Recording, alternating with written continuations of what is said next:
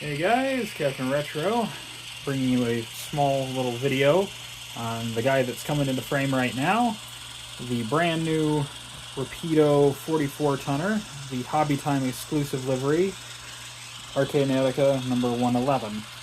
Now this model is running on DC power at the moment, meaning that if you have a DC layout, you can run this on DC and it will have DC with sound. I would not suggest prolonged use in DC, which is where I am planning on upgrading to a DCC system, but I just haven't gotten around to it yet. You can see the coach behind it. I've had a lot of people question the shade of the orange. This is definitely more vibrant orange, which actually works into the next thing that I'll bring up. But you can see the coach behind it, which is a woodkit Boonton, painted in just the average orange your general modeler uses for Arcade Attica. It does work. It's a little fresher than most, but considering, and this is a good segue into the next point, this represents a brand new 1947 number 111. A lot of people are going to pick these up and they're going to want to pair them with the boxcars and with coaches and all that. And of course, you know, there is a difference between rivet counters and people who just collect model trains and run them. I'm a little bit of a mix of the two. And I figured I'd throw together this video to basically show you where exactly this livery lands. Now, if you see here, there's this lining that goes around the hood, and there's actually a space between the cab windows and this black stripe. Now, this indicates that it is the 1947 paint scheme, fresh from General Electric, because, well, this unit has been in service up until relatively recently when it was retired semi-officially in 2018 after being repainted and slightly overhauled. This unit has had three main schemes, with the technical fourth if you consider the 2018 rehabilitation of it. It originally arrived from General Electric looking identical, more or less, paint-wise, to number 110. So, like I said, you can see this little strip of orange there between the cab windows and the line. That was specifically that way up until it was repainted into what me and some of the community has come to term the crew cut scheme, or the solid scheme, which was where the cab was all black and there was no stripe and no tire stripes on the front, but the hoods were solid orange and the cab was solid black. Here's a picture of that. And it was in that livery from 1967 until 2002. Now, for it being in crew cut, as I call it, for that long, it means that technically speaking, 1967, this guy would have gotten repainted into the crew cut scheme. Coaches are technically accurate because it would have been around the coaches from 1962 until 1967 when it was repainted. Reefers would have been accurate because those were in service until probably the 40s. However, the freight series, so like this red boxcar here, the 400 line, as well as the Bowser release of these baby blue boxcars, and of course the iconic creamsicle cars. Technically, these would have been only around while the diesel was in crew cut, because those were acquired starting in late 67.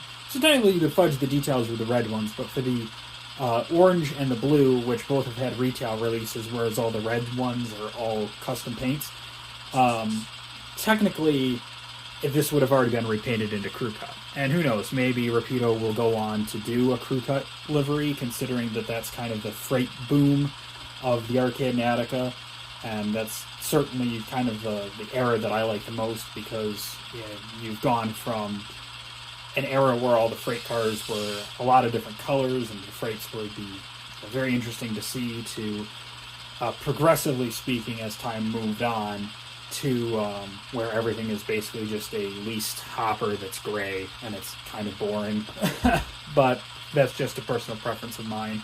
It's very likely that you purchased this because of the passenger excursion line, in which case you can rest easy knowing that you can actually pair it with the coaches, and this color scheme, as it is now, is accurate. Now, in 2002, they were repainted 111 and 112. 110 had been retired at the time. Those two units, including this one, was repainted back into something similar to this. However, as you can see on this slide, this stripe here is no longer present. Instead of doing the lining around the cab windows, they went with a solid paint. So, that being said, the lettering is similar enough, and it still maintained the small A and the 111. You could actually get some good quality black paint and just real easily color in that strip. And then you've essentially taken this 1947 model and made it into a post-2002 model, which would be great to use with your standard hoppers and a lot of what people grew up seeing around arcade. But again, that is after the boxcar era. So unfortunately, this just narrowly cuts out of both eras.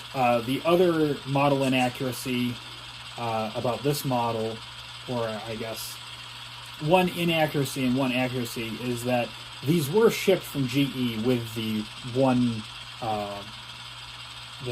trumpet horn, so that is accurate for a brand new model. However, this one has footsteps, footboards on both sides. The original 111 actually had a pilot that was more of a cow catcher, which is what 110 had as well, just being the fact that it was early. And I'm guessing that because that's what 110 had, that's what they went with when they ordered it. Shortly after it arrived, but certainly not before it had already ran, they actually covered that with a sheet metal plow. So there's actually a slide. This is from worthpoint.com, so I don't own the slide, but I was able to dig it up publicly, and I just wanted to use it as an example. You can see that it still has that orange strip there, but the front is covered with a plow.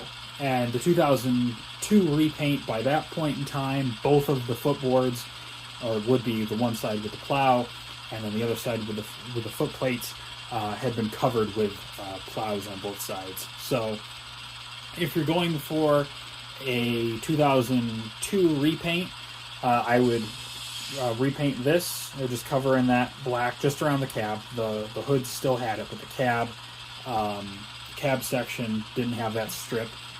Both of the pilots would have been covered with plows, and this is where a lot of people have said that the horn isn't accurate. Well, it is accurate for it being a 47 model, but you would replace that with an M5, Nathan M5, and that would have gone right on the hood, right in the standard place of where the single chime is, or the single trumpet.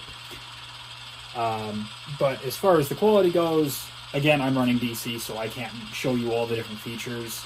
There's plenty of different videos out there already showcasing all the different features of the DCC Rapidos.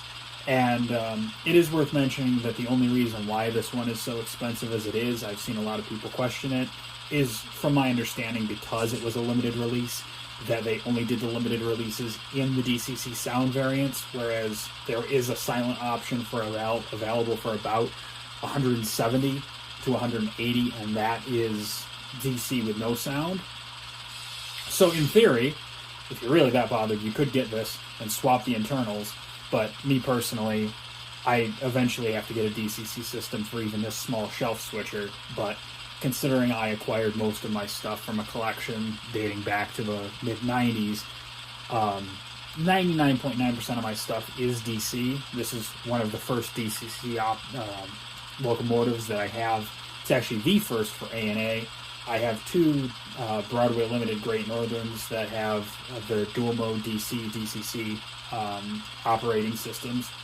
And for all intents and purposes, I assume if they're marketing this as DCC/sound, as long as you're not cranking the throttle on this thing to max speed, I assume it's going to stay working on DC, but I don't want anything to happen to it, so I will be upgrading to DCC to run this and potentially the Bowser RS3M.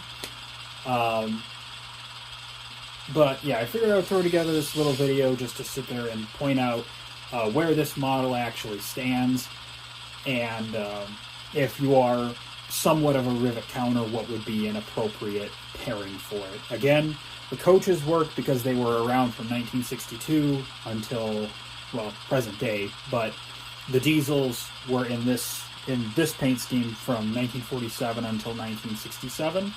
So that gives you essentially a window of about 5 years. The coaches would have been around the diesels in this livery before they were repainted into the solid scheme. As far as the boxcars go, you could fudge the details with the red ones, but the orange and white and the blue ones would have definitely been crew cut color scheme on the diesels. And of course, if you go out of your way to get like these reefers made up, it would have been around during them as well. And you can hear just how nice that sound is puttering in the background. But at any rate, I hope you guys enjoyed. I'm going to give you a quick little look over of the locomotive, and then I will end the video. But you can see here that there's the single chime horn, and the lettering was definitely made using references, or using photo references from the 1947 model. The other thing too is I mentioned a fourth livery. 111 was briefly overhauled in 2017 and ran until the 2018 season was over, and then it's been out of service since. They repainted the 111, but the A&A was actually not repainted, so it was solid black on one side. I believe the 111 was on this side and this was black, but yeah, that's an easy enough detail to fudge. But as you can see, footboards on both sides. Like I said, if this was a true prototype model, it would have been a cowcatcher on the front side where the horn is facing. However, since it is just a hobby time limited release paint scheme, completely understandable, and it's a win regardless. I'm very happy with Rapido for even listening to the community and giving us a arcade Attica diesel that people can buy, and it's up to modern standards. So I hope you guys enjoyed this a little bit more rambly than I wanted video. I've been wanting to do a modeling the arcade Attica style video, but it would have to cover so much material that it's not something that I have gotten around to doing. And one of the points of the video would have been like this, to kind of sit there and say, look, this is what the diesel would have looked like, what stuff would have been around. And of course, 1947 until 1967, anything that is your old school class 1 railroads would have been fine. So Pennsylvania, Erie, New York Central. There's a photograph out there of 110 hauling a Great Northern boxcar behind it. I mean, cars made their way all across the country back then. So I hope you guys enjoyed, and I'll catch you in the next one.